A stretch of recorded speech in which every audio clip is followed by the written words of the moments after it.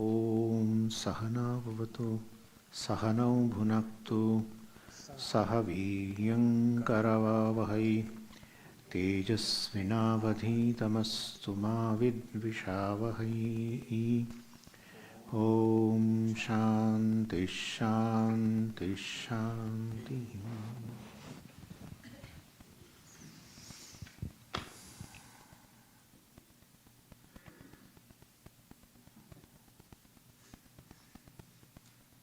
What is the cause of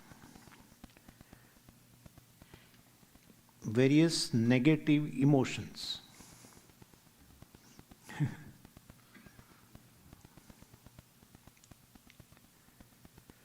What are the negative emotions? Anger. How anger arises? What is the cause? One reason is one has a expectation, certain demands from others. And those expectations are not fulfilled. Nobody is bound to fulfill our expectation. And when it is not fulfilled, it is rejected. You feel rejected. When your expectation is not fulfilled, expectation is rejected, you feel rejected.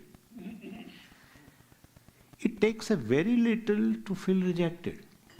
Because already self non-acceptance is a shruti, constantly going on. As such, there is a self non-acceptance. So it takes a very little to feel rejected. When you feel rejected, you reject others. That is anger. When you get hurt, you hurt others in form of anger.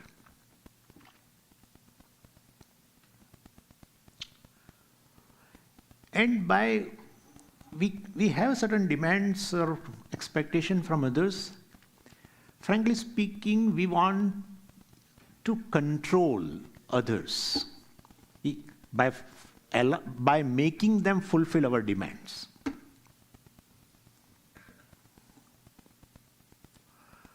And definitely, if somebody is under my control, I feel good about myself. I feel good. Even love is also a control. One feels good when you say that I love so and so person, and that person should fulfill your expectation. If the person says, well, sit down, and the other sits down, so then the person feels good. Whoever I love, he or she should be under my control. That's what the thing is. Love is not a control. Love is basically an acceptance of a person as he, she is, along with his negative, positive tendencies. But how will a person know that he or she loves? Actually, love has no language. That's how people struggle to prove that he loves other person. He has to keep on saying, keep on expressing. Because love has no language. But there is one sign by which one can definitely makes other believe that I love the person.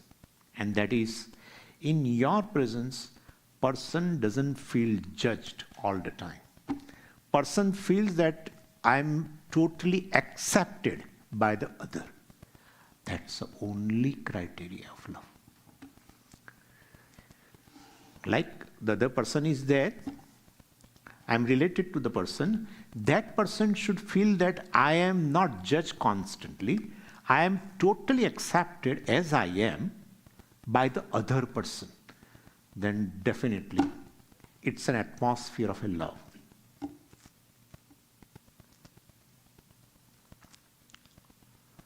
So anyway, first thing is anger. The cause I told you is, and sometimes you are frustrated because of various reasons, and you feel helpless, and somebody does something by which you feel more helpless or being rejected, then immediately anger erupts towards the person. The second is I am taking in a group anxieties, worries, etc. Worry is nothing but,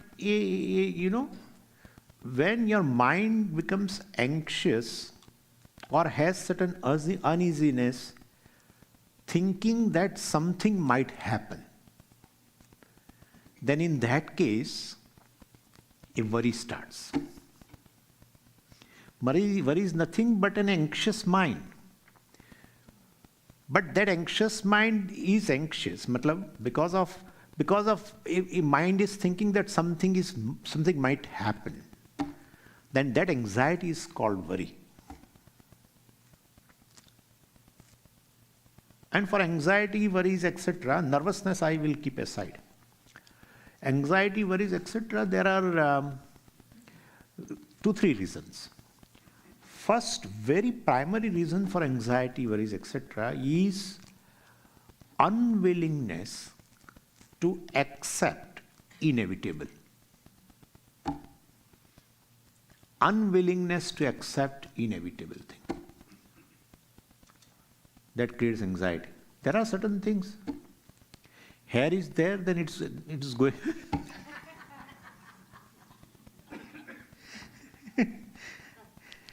Generally, man loses hair very fast, right? So when hair is there and you are a male person, then one day it will go, but it creates an anxiety, unwillingness to accept.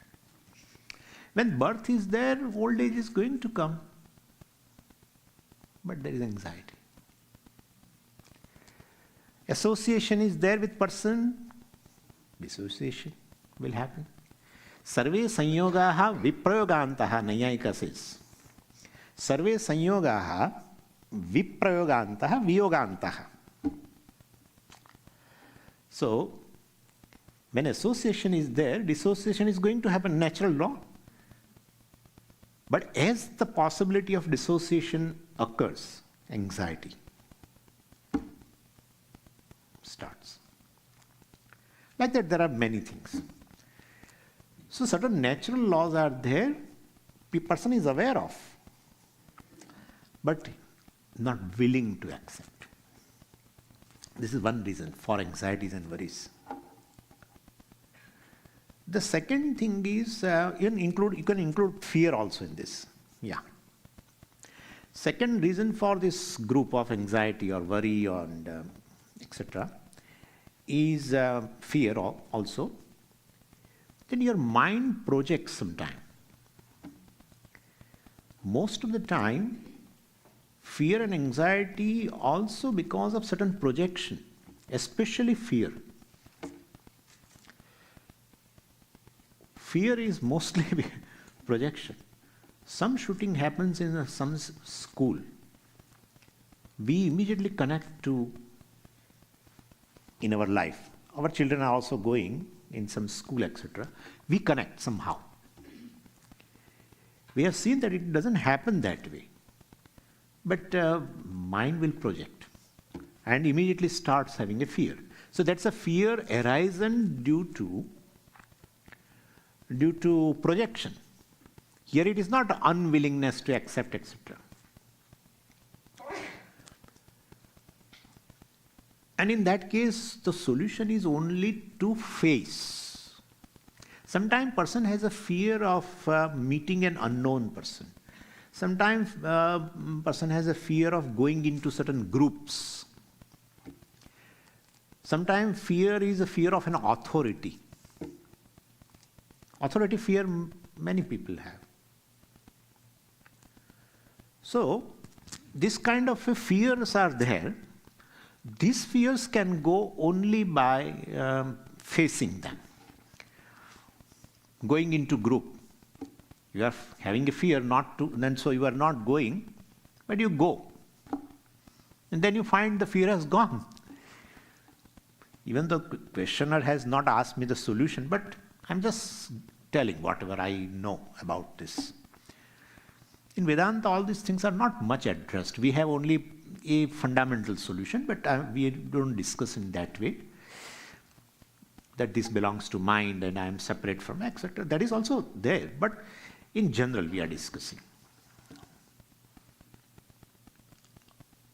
So, sometime due to projection, sometime due to unwillingness to accept, etc.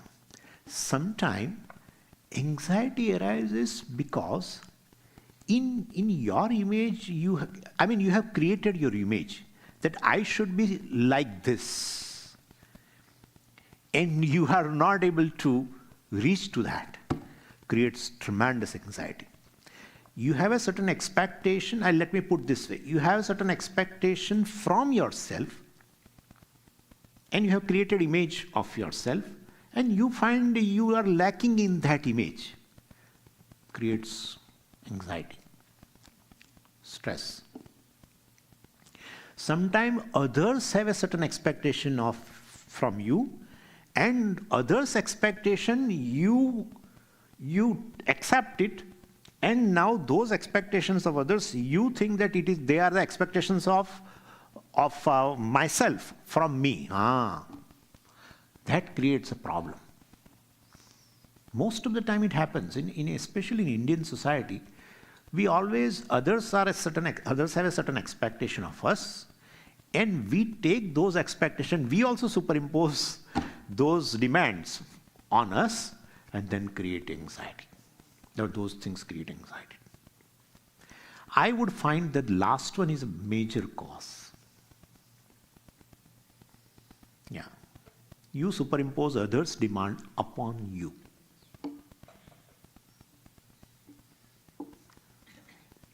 Unwillingness to accept, it is in general, but this thing creates a lot of anxiety, stress, and nervousness is another thing.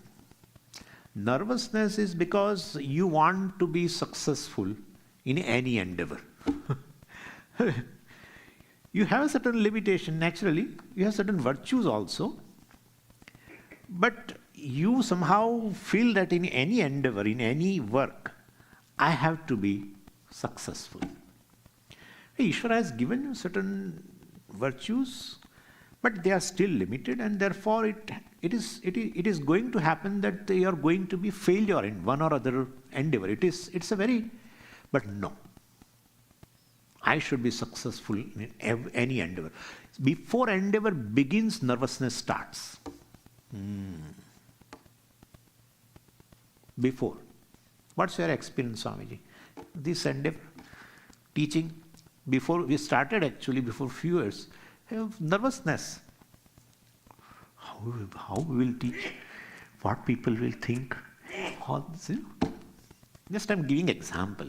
Rather than giving example of anybody, we should give our own example.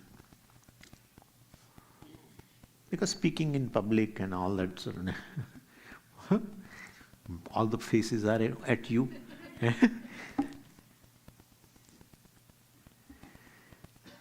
So anger, anxiety, fear, greed,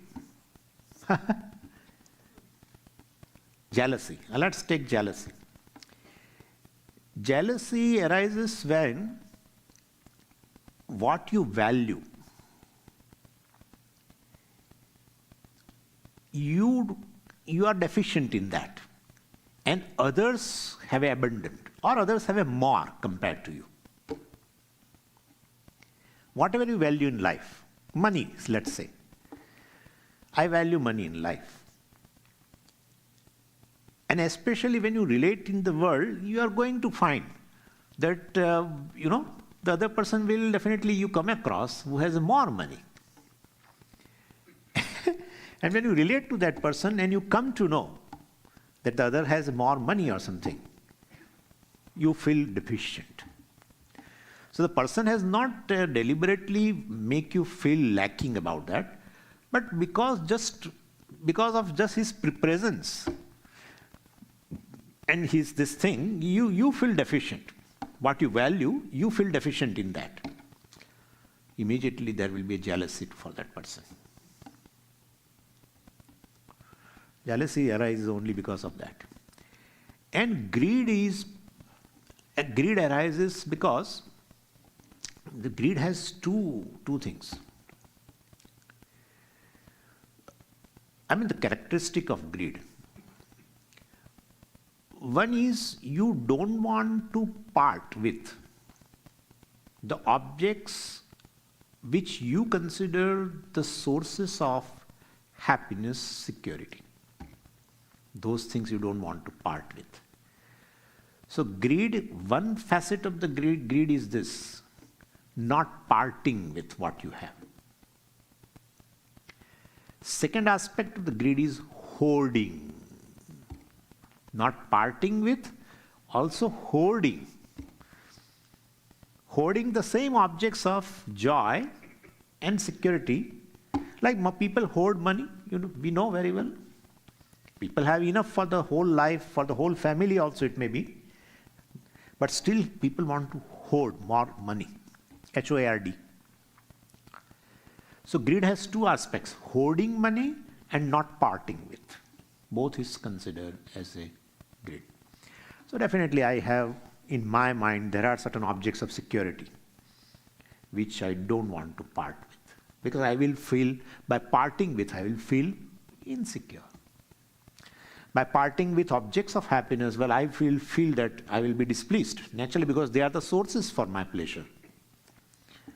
So like that, these are the various negative emotions and causes. One thing is about, which I would like to tell is, if a person wants to delay any emotion, he should take into account four things. First thing is, cause of particular emotion. First. Second is a characteristic, certain characteristic, right? Like our disease has certain characteristic. Like COVID means there are certain symptoms. So second thing is a characteristic. First is a cause. Second thing is a certain characteristic, symptoms. Third is a consequence of that emotion. Cause of anger, let's say example, cause of anger. What are symptoms of anger? Right? Third is a consequence of anger. And fourth is remedy for them. If anyone wants to deal with a particular emotion, he should be aware of all the four factors. And taking into account all four factors, then dealing with. Without knowing cause, you cannot deal with. It's the very first thing. You should know that these are the symptoms of anger also. Then only you can deal with. First you should know the symptoms of disease, then only you can definitely deal with. Third is a consequence of the disease. I am telling it as a disease because it is disease, anger, etc. So third is basically consequence. If anger is, suppose, if I express my anger, or if I'm angry, what could be the consequences? My God. It has a physical consequences. Too much. So much. Doctors talk about it, blood pressure, and all kinds of things they talk. And even at a subtle level, mind, etc., that also is getting affected, physical body is getting affected. So your health is definitely gets affected by the emotion. That's a consequence, in general I'm saying. And then remedy. How to take care of the anger. So this is regarding emotion, okay? So many things are there. Any other emotion left? I think this is enough. What are one's duties and responsibilities? How do you decide? Yes. That is so in a Yoga Shastra talks about a Samanya Dharma. Dharma means duty. There are certain duties which are in general for any human being. Any human being. Irrespective of his social place, social status, etc. So, in general, as a human being, I am in a given situation, definitely I have to respond. That becomes my duty, contributing in a given situation, just as a human being. That is called as a Samanya Dharma. Yoga Shastra talks about it. Talks about it as the first two stages of Ashtanga Yoga. They call it as a Yama and Niyama. Ahimsa, Aste, etc., etc. I don't remember right now all. But in the Yama Niyama, which has been talked as the first two stages in Ashtanga Yoga, are the Samanya Dharma. Common duties, general duties for the human being. The second thing is a Vishesha Dharma, particular. Particular duties mean definitely your duties are not my duties or my duties are not your duties. Then how is the difference? Based on one's own Varna and Ashrama. Yeah. One's own Varna means basically your, as an individual, and depending upon your occupation and depending upon your mental makeup, you will be called as a particular Varna, not Jati. Varna is always decided not by birth, but by your mental status, mental makeup, and your occupation. That is why Bhagavan says, Chaturvarnyam maya srishtam guna karma vibhagashaha. Chaturvarnyam. The classification of the entire humanity is based on 4 varnas. Any human being, American society is also having a Brahmana, Kshatriya, Vaishya, Shudra. Because we are not talking by birth, and therefore now it has come to any level. I mean, it goes to in any nation. If by birth, then our jati will come, etc. But that is not. And that has been there. Because everything ultimately is made up of 3 gunas. The entire creation is a product of 3 gunas. That is Maya. So, Karana Gunaha Karye Anuvartante. The Karana Gunaha, the gunas, the attributes of the cause, inheres in the effect. This is a product, right? It's a creation made up of, suppose, a cotton. Then definitely this shirt will have a cottonness. If it is made up of cotton, then definitely cottonness will be there in this. So, if everything is made up of 3 gunas, then definitely these 3 gunas inhere in all the effect, all the products. And it inheres here also. Like our gross body is made up of gross elements. Gross elements are made up of subtle elements. Subtle elements have come from 3 gunas. Therefore, 3 gunas, sattva, rajas, tamas, inhere in all subtle elements. Akasha has a sattva, rajas, tamas, Vayu has a sattva, rajas, tamas, etc., etc. Now, from the gross aspect of all subtle elements, will make basically a gross objects, including gross body, through the process called Panchikaranam, we call. 5-fold, 5-fold mixture. 5-fold mixture. So, if Akasha will be 50%, and then rest 4 will be 12.5%, becomes gross space. Like then gross vayu, etc. Once the gross elements are made, from gross elements, gross objects, including gross body is made. So definitely, this is gross. We have subtle body, and I'm not going. It's a creation, whole thing. But anyway, so our mind also is having this three gunas. That's how Malina Sattva, etc. we say. All the three gunas are there, even though mind is made up of the subtle aspect of five elements, sattva aspect of the five elements, sattva aspect of the five subtle elements, still the other two gunas also there, Rajoguna and Tamoguna, and you and me are experiencing. No one experiences guna, because it's a cause, it's a maya, unmanifest. But you definitely experience the effect of the guna, its product. So when tamoguna is predominant in the mind, there will be laziness, there will be lethargy. You won't do the work with a lot of care, etc. You just do it carelessly. All this is a manifestation, this kind of a thing is a manifestation predominance of a tamoguna. When rajoguna is there, a lot of desire, ambition, etc., a lot of anxiety. All this is, even lobha, the greed, jealousy, all this is a manifestation of a rajoguna. Means rajoguna is predominant. When sattva is predominant, your mind is receptive, wants to learn.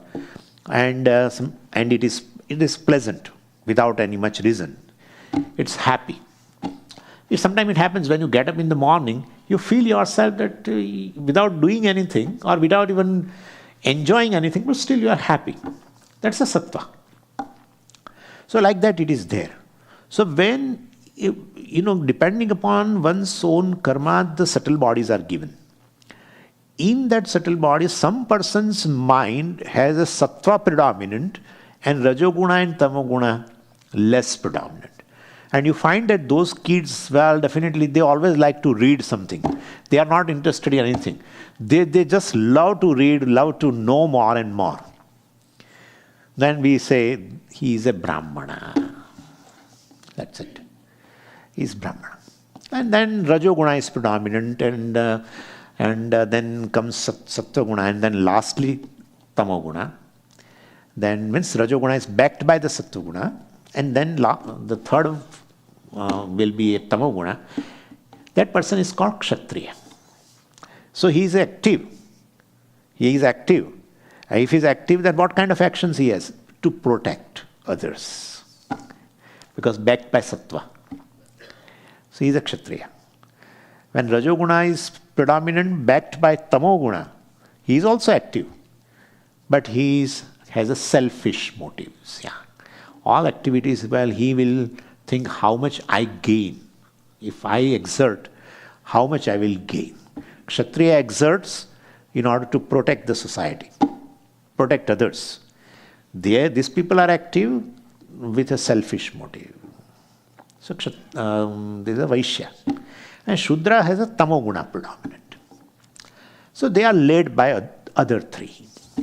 There you find them in a service sector where they basically follow up. They themselves cannot initiate, but they are basically legs of other three.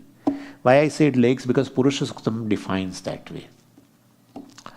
So, and everything is important. Legs are important, head is important, this arms are important. Arms is a Kshatriya, head is a Brahmana, and the middle part is a Vaishya, because it is there in distribution, etc.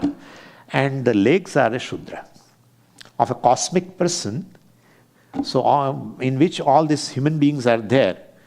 So all these Brahmanas here are the head of the cosmic being, etc., etc.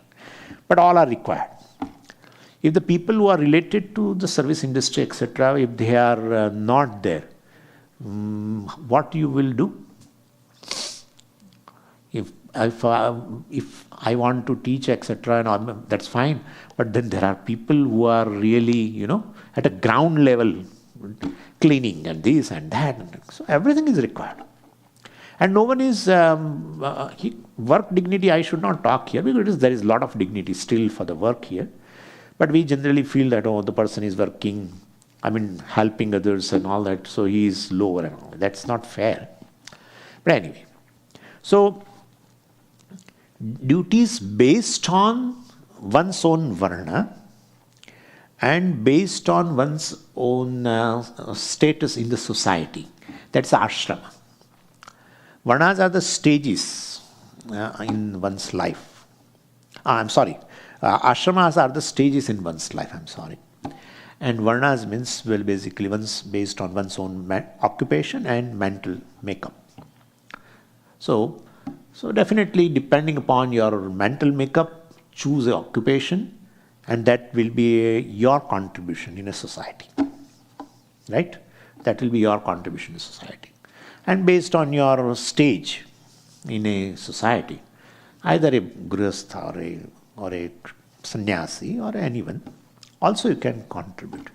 So these are the Vishesha Dharma, specific duties depending upon your varna and ashrama. And there are Samanya Dharmas, just as a human being, in a given situation, you do which is supposed to be done. Swami Muktatmananda always used to say, do the best in a given situation. Do the best in a given situation means not in terms of just skill. Do the best in a given situation means do a thing which benefits a majority of the people. So always choose an action. It's will-based naturally. So choose an action by which maximum people will be benefited. That's what he was saying. So that is a general duty. And then there are specific duties also, which I told to you. So one can decide based on this.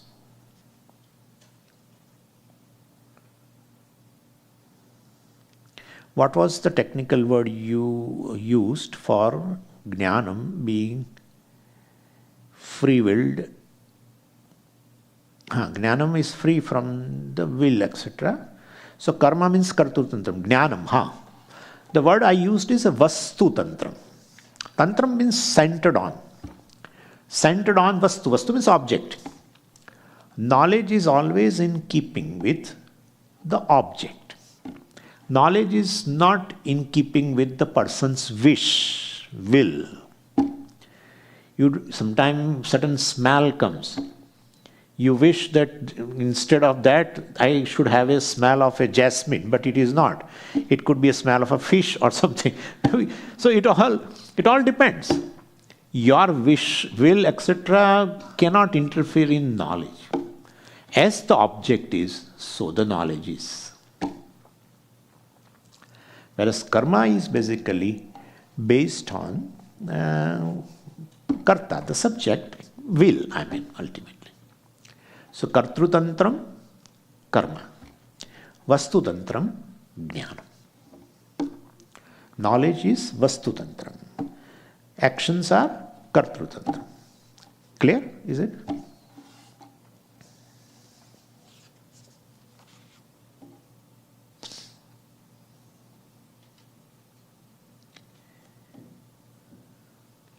How do you deal with the people expectation being misunderstood, feeling hurt from what someone says? If loved ones, family avoid you, I would say this hurt. We get hurt in a varieties of the situation.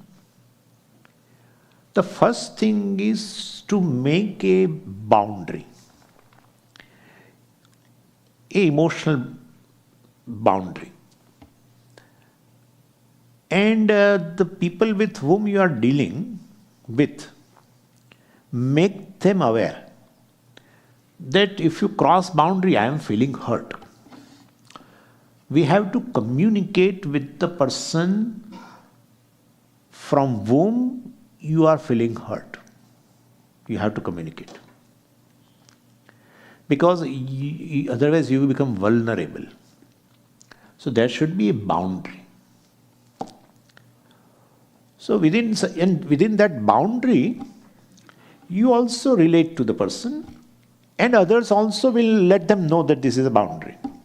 Then things go. Sometimes people cross the boundary and then you feel hurt about. So very first thing is this. Second thing, whenever you are hurt, you have to do a self-care. The self-care is a very important term. A self-care which definitely helps you to heal that hurt. And that self-care has some few things. First thing is a meditation. Relaxation meditation, which maybe that question was there in the morning. We may discuss.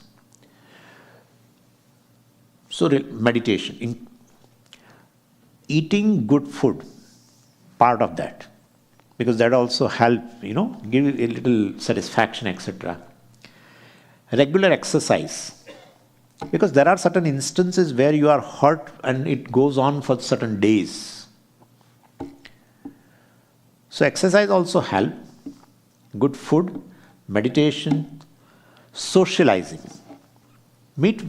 People sometimes don't meet others. Need not be. Just because I am Vedantin, I need not keep any kind of a fuss in my mind. I don't need anybody. Swami also talks about independence, freedom, etc.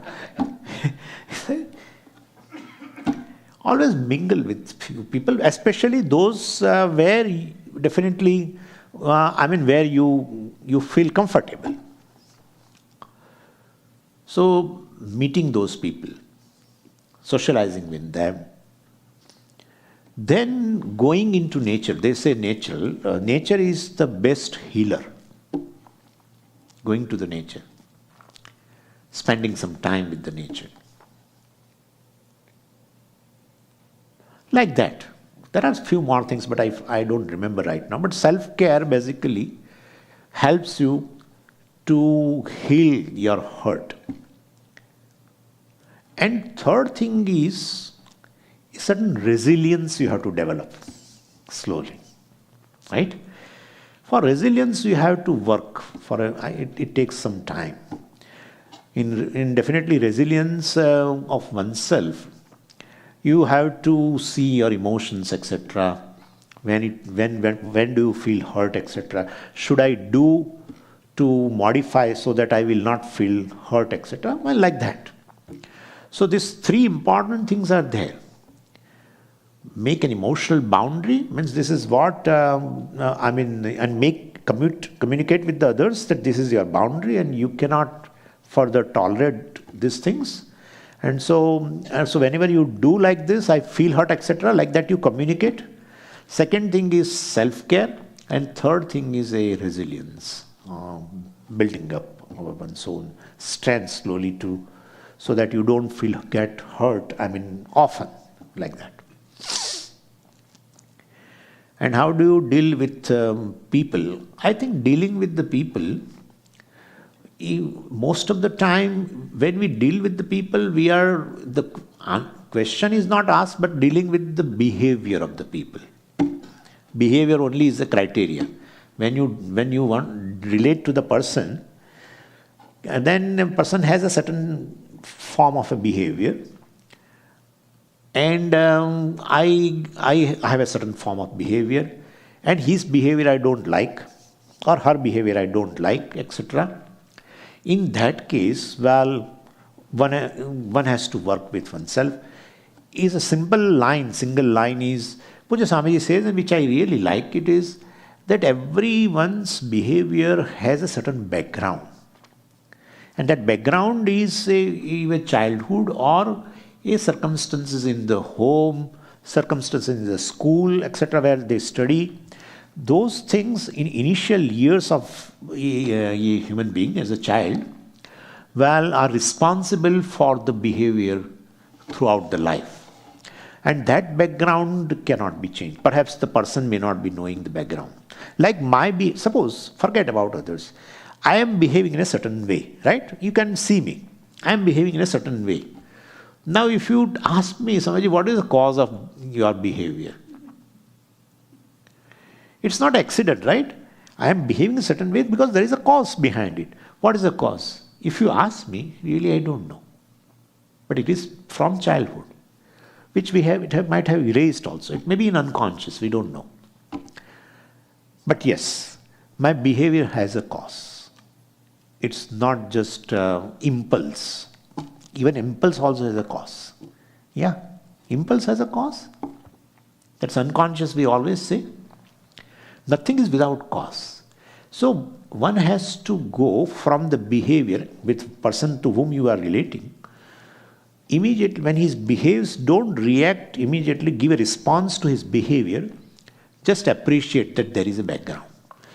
Just acknowledge there is a background. One cannot go into the details of the background because your background itself is not known.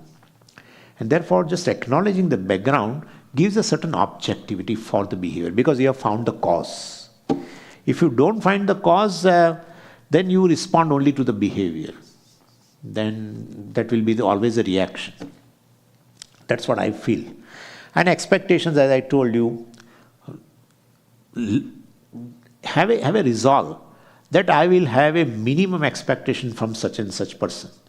If you reduce a single expectation day by day, there will be a less cause for any negative emotion, starting from anger. If you want to reduce your anger, have a less expectation from a given person who is a cause for your anger, etc. That's the only way. So, and what is that next? Feeling hurt, being misunderstood. Yeah. There's also that when misunderstanding is there, base thing is to communicate. I feel in an environment when you feel that you can communicate. And always they say, we should not say that, well, you are the cause of the misunderstanding. That will, yeah. Like Arjuna, we have to say, Vyamishreneva vakyena buddhim mohayasi iva. Maharaj, you are telling perfect. But in my intellect, I have understood little differently. He doesn't say that you are the cause of the misunderstanding in me. This is what we have to learn from Arjuna. Vyamishreneva iva. I mean, vakya. Vyamishreneva vakyena. So your vakya means this teaching is confusing? No. Your teaching is as though confusing to me. It confuses me, etc. And therefore my intellect is deluded. Means this is an indirect way of communicating. So there are people who are polished in a communication and still they convey what they want to convey. It's really an art. It's a skill. Like swimming and all, this is also a skill in communication. Yeah. We can develop it, from others who have all this. We can learn from them.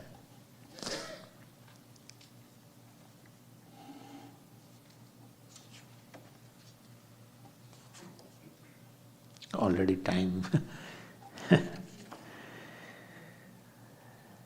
What if opportunity does not present itself? You are not able to take care of parents. You are not able to with family, loved ones. How do you deal with the guilt? Yeah. Guilt arises due to certain thing which I have done. Then you should, basically, when guilt arises, you should go back to that karma which is a cause of the guilt, which you have done. And examine the karma that really is, I have done something wrong in this or not. If I have done something wrong, well, tell yourself that I will rectify it. But, what is the basis? Because a human being is liable to commit a mistake. Every human being commits a mistake. Even with certain expertise in a given action, person commits mistake.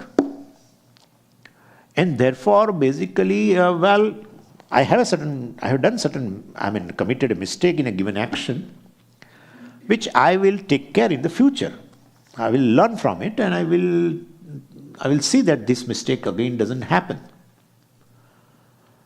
But afterwards, one has to forgive oneself. Compassion is the key to make yourself free from the guilt. I would say that compassion for yourself is the key to make yourself free from guilt over the time. One cannot become free from guilt overnight like that. So examining the action, seeing what are the mistakes I have done, but what are the causes for that objectively, and say to yourself that those mistakes I will see that may not occur in life, and everyone commits mistake, and therefore I also have committed mistake. It's not a big thing. And then finally you forgive yourself. You have a compassion for yourself. Then in course of time you feel that you become free from the guilt. So that's the answer I have. So what if opportunity does not present itself? Means you are not able to take care of parents. Yeah. Pray that in case if you have a wish to take care of your parents, and you are not able to do anything, don't feel helpless. Pray. You can keep a hope with prayers. Yeah. Hope with prayers. Prayerful hope. Yeah. Hopeful. Prayerfully hopeful, but not helpless. Yeah. That Shraddha should be there in Ishvara. That situation turn like this. I think I said day before yesterday. You cannot even imagine that this thing will be possible in your life. You will have if you go back and knock your memory, you will find several instances in which you feel that you are stuck. You cannot do anything, and things have just changed. Just change in which nothing is hurt. At the same time, the things have been arranged. Anyway, everyone has an instance. Not that I will talk about or you talk about. Everyone. We forget. Because our mind is filled with all complaints, and therefore this thing goes away. What is already done by Ishvara, it goes away. What he has not done, we always remember.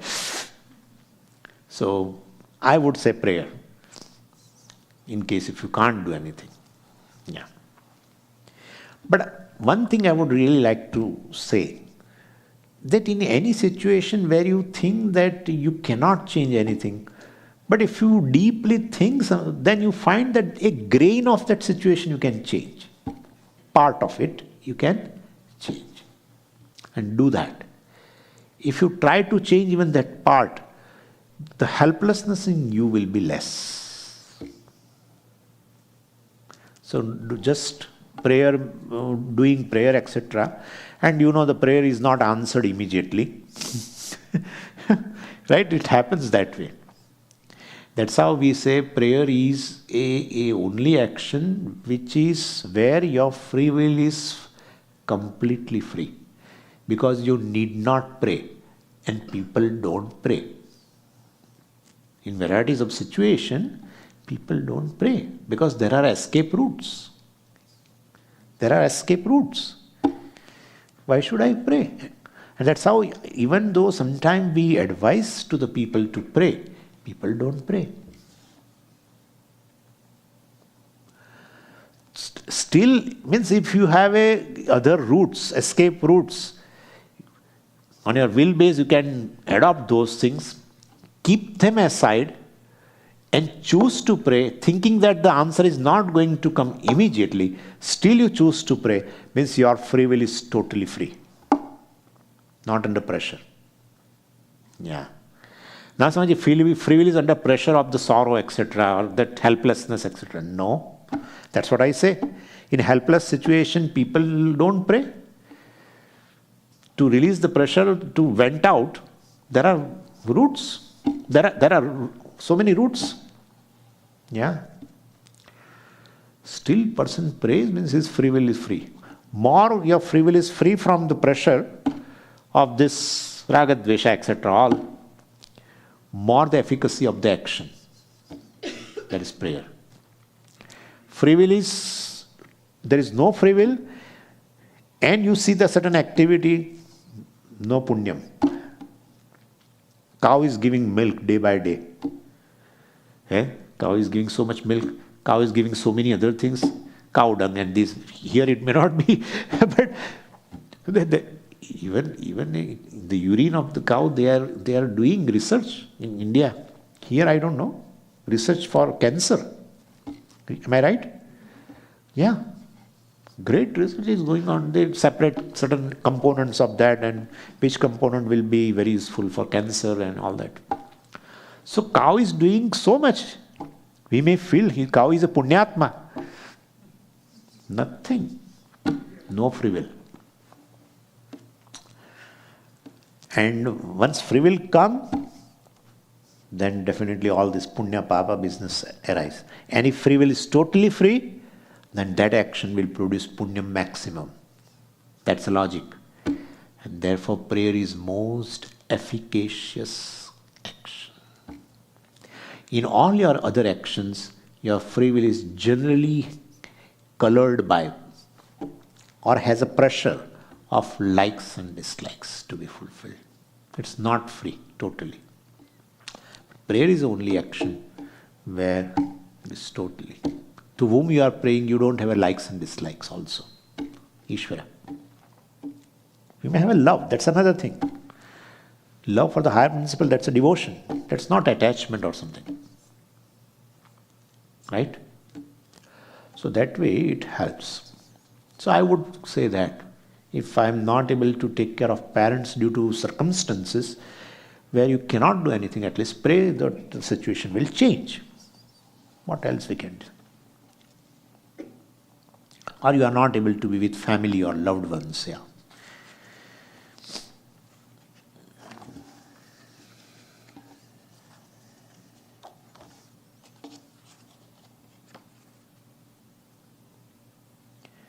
Do you need social life? Is living alone, avoiding conflicts a good way to live life? No, I don't think so. We just discussed. Social life has an advantage. Somehow, even the sannyasis also, we have a social life. Really. Meeting the people, like you people come here and so we are able to talk. We also went out few things. We don't went out other things. Because you generally want to tell the story. If I tell you there is nothing in your story, listen to my story, you will stop.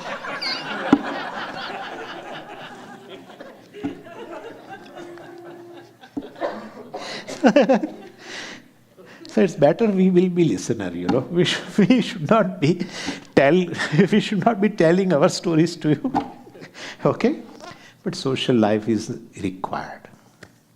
Understand, even a person who is committed to knowledge, he is after all the ashramas. And that too most advantageous ashrama, I would say that way, for knowledge is grihastha-ashrama. The grihastha-ashrama gives maturity to the person, which is not in any ashrama. That's how sannyasa is always after grihastha. And in that social life is there. In that ashrama, one deals with not people. One basically brings Ishvara in one's life actually. That's how I remember now Puja Swamiji's statement is, you cannot bypass Ishvara.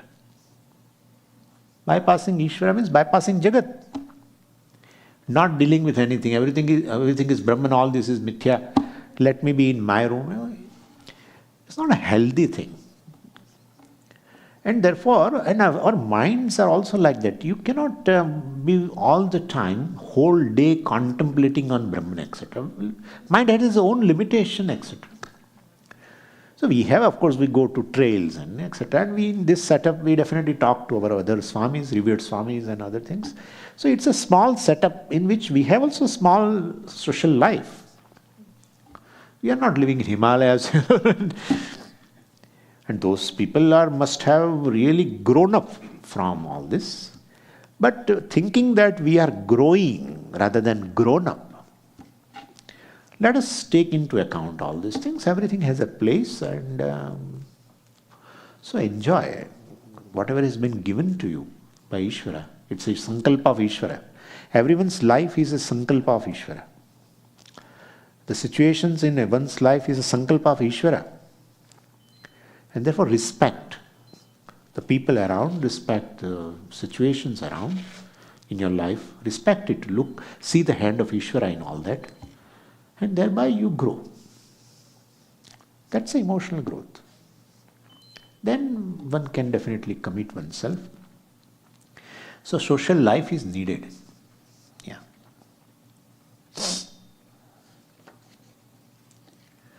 The reason for conflicts is ultimately our own ragadveshas, which are there already. So it's not that by relating with others there are conflicts arising. We have conflicts as such also. Even if we don't relate, there are things going on in our mind. So many. From many janmas things are there, and so many things manifest. And therefore, if I relate, only conflicts arise. If I don't relate, no conflicts. I think that's not a criteria. There are all conflicts. Already 8:30, so many questions are there. But anyway, still I have 2 more satsangs, and so I'll keep those questions. And some more questions also are there.